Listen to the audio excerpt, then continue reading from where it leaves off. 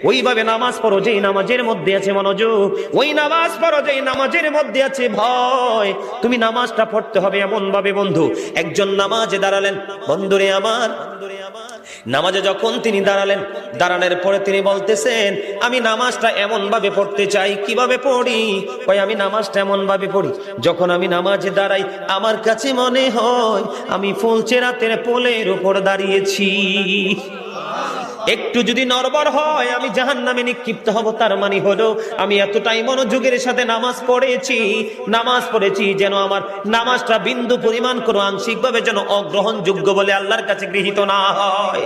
তিনি বলতেছেন আমার কাছে মনে হয় রে এটা আমার জীবনের শেষ নামাজ।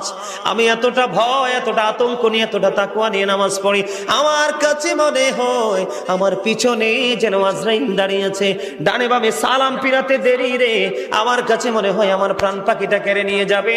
আমি যখন নামাজে দাঁড়াই আমার কাছে মনে হয় আমি যেন বাইতুল্লাহর সামনে দাঁড়িয়ে আছি। আমার কাছে মনে হয় আমার ডান দিকে জান্নাত অবস্থিত, বাম দিকে আমার জাহান্নাম অবস্থিত।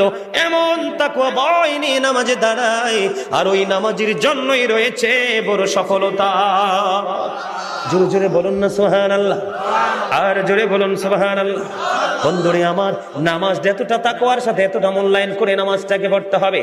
আমাদের একজন কিতাব গ্রন্থের প্রণেতার নাম শুনেছি ইমাম বুখারী।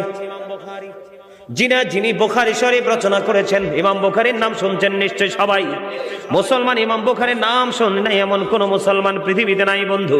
ইমাম বুখারী এমন ভাবে তিনি নামাজ পড়তেন, উনি যখন নামাজে দাঁড়ালেন বিষাক্ত ভীমরোল তাকে কামড় দিল। কি দিল? বিষাক্ত ভীমরোল পোকা তাকে কামড় দিল বন্ধু। কামড় দেওয়ার দিয়ে কামড় কিন্তু দিতেছে, দিতে 10টা কামড় দিয়েছে, কিন্তু নামাজ শেষ হয় না। নামাজ শেষ করার পরে উনি ওনার ছাত্রকে একটা ডাক দিয়ে বললেন তুমি আমার পাঞ্জাবিটা উঠিয়ে দেখো আমার পিছনে কি আছে। এবার চাইয়া দেখলো বিষাক্ত ভীমরোল পোকা তাকে কামড় দিয়েছে।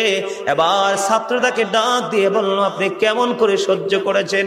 আপনার এত বিষাক্ত পোকা 10টা কামড় দিয়েছে, তার বিষ দাঁত আপনার পিঠের মধ্যে বসিয়ে দিয়েছে, আপনি কি অনুভব করতে পারেন না?